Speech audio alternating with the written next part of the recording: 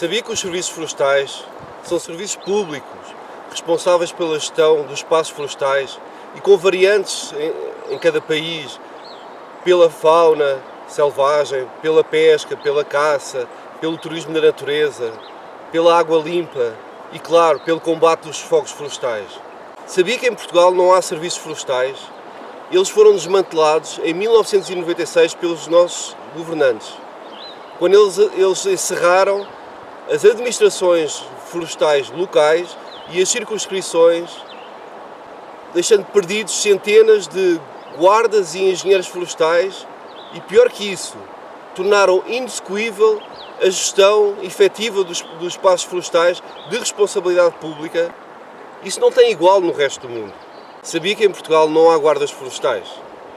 Os nossos governantes acabaram com eles de vez em 2006. Sabia que Portugal é praticamente o país do mundo que tem menos floresta pública? E de longe, aquele país que tem menos floresta pública na Europa. Sabia que os nossos governos nunca gastaram €1 para comprar terras privadas e integrá-las no património público? Isso não tem igual no resto do mundo. Eu estou numa mata nacional, em Montana, nos Estados Unidos da América. Aqui existe o Forest Service no Ministério da Agricultura. O Forest Service tem 35 mil funcionários e gera 78 milhões de hectares de matas nacionais. Ao contrário do que se possa pensar, uma área insignificativa das matas nacionais não vem desde a formação do Forest Service. Foi comprada posteriormente a privados que tinham a floresta devastada.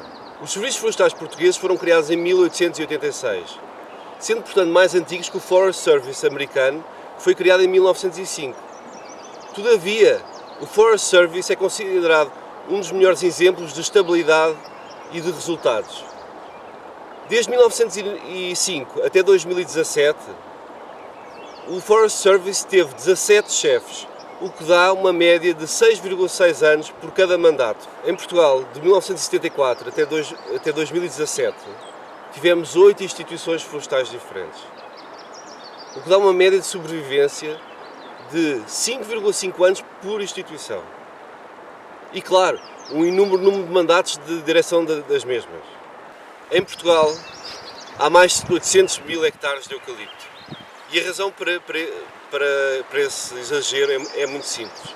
O eucalipto é a única espécie florestal que tem atividade económica para os pequenos proprietários. O eucalipto é uma espécie de rápido crescimento que se corta ao fim de 13 anos. O pinhal bravo corta-se ao fim de 40. Os castanheiros ao fim de 55 anos. Umas cerejeiras cortam-se ao fim de 60, 65 anos. O carvalho alvarinho aos 120 anos. E o sobreiro só dá cortiça de boa qualidade ao fim de pelo menos 50 anos. É por isso que os proprietários privados não estão dispostos, na sua generalidade, a aplicar as suas poupanças para começar do zero uma arborização quando sabem que só vão ter rendimentos ao fim de 50 anos.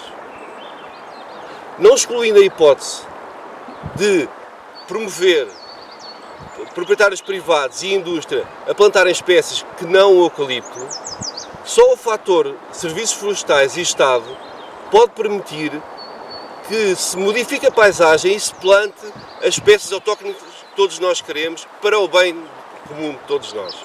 Se queremos ter espaços florestais bem geridos, se queremos ter mais fauna, mais biodiversidade, temos mesmo que refundar os serviços florestais, para que com a ajuda de engenheiros florestais, arquitetos paisagistas, biólogos, possamos reconstruir a paisagem destruída pelo homem para o bem de todos. Estou muito preocupado com a falta de visão a longo prazo para a floresta portuguesa que todos os nossos governantes denotam. Foi por isso que resolvi criar a petição pelos serviços florestais. Temos que mostrar aos nossos políticos que queremos que eles levem este assunto a sério. Precisamos de um compromisso alargado na Assembleia da República. Só assim vamos lá. Se não tivermos uma garantia de estabilidade, então não vale a pena mudar nada. Somos cada um de nós, cidadãos, a voz que vai ter de forçar os políticos ao consenso possível. Para isso precisamos de muitas assinaturas na petição. Lembro-lhe, que a melhor forma de fazer alguma coisa pela floresta está ao seu alcance por apenas um clique.